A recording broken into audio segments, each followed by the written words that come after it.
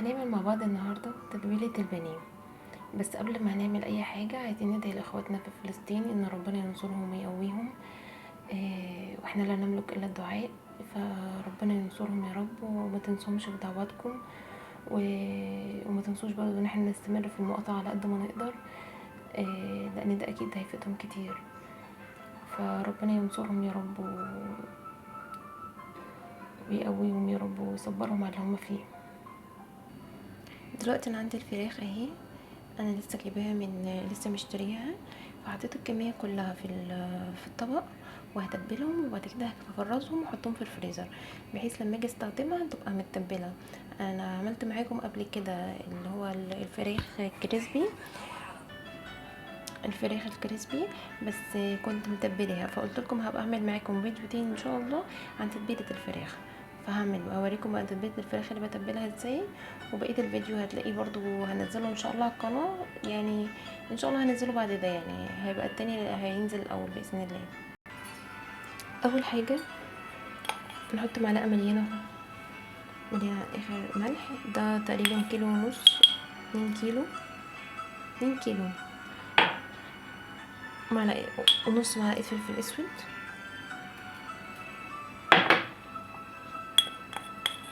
معلقه بهارات كبيره، زود حبه كمان. التتبيله دي بتخلي طعمها حلو، اول لما بنطلعها من الفريزر بتفك بنلاقي ريحتها جميله جدا، وفي نفس الوقت بتبقى متشبعه بالتوابل. انا عصرت هنا اول حاجه عصرت ليمونه، معلقه بابريكا مدخنه كبيره برضو، هزود حبه بس، ومعنا بهارات شاورما هحط معلقتين من بهارات الشاورما، بتخلي طعمها حلو جدا. بس كده، وزي ما قلت لكم عصره ليمونه كبيره. هنخلط ده كله مع بعض وبعد كده هنكيسهم، بس كده ما فيهاش اي حاجه متعبه، في حين ان هي الخطوه دي يعني مش هتاخد مننا مثلا 10 دقايق، هتريحنا بعد كده ان احنا هنطلع كيس البانيه من الفريزر متبل، لا في توم ولا في بصل ولا اي حاجه، بس احنا حطينا هنا بصل بودر، لا انا لسه ما حطيتش، حطيت بصل بودر ولسه التوم بودر اهو، مش فاكره اصلا حطيته ولا لا، بس عامه بيخلي طعمها حلو.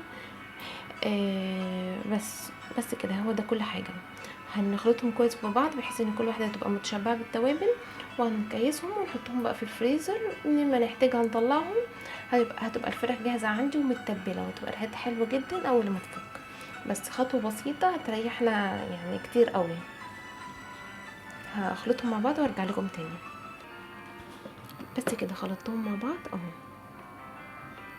بس الفرخه يعني متشبعه بالتوابل وحلوه جدا، وخطوه بسيطه جدا ومش هتاخد معانا اي وقت وهتريح.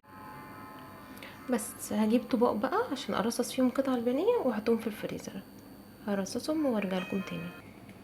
اهو مكيستهم على 4 اطباق، ادي طبق بقى كده 4 وجبات اهو، هنطلعهم في اي وقت، مش هياخدوا معانا اي وقت. ما ده عندنا ده ما لقيتلوش طبق، كانت الاطباق خلصت، عندي الاطباق كبيره بس مش نافعه، مفيش مشكله، هنحطهم كده فوقهم في الفريزر، مش هياخدوا مكان، وفي نفس الوقت هيريحونا. لو انت بتشتغلي الموضوع ده هينفعك جدا، برضو قاعده في البيت برضو هينفعك جدا في يوم مزنوقه ومحتاره تاكلي ايه، هنطلعه متبل على طول، ده بقى هنحطه في الفيجيتار وكده، وهنخلصه على طول. هتعمليه بشاورما برضو هتبقى متبله ومن غير زبادي ومن غير بقى مكونات كتيره ملهاش اي لازمه. لو تبلتيها بالتتبيله دي صدقيني والله التتبيله حلوه جدا،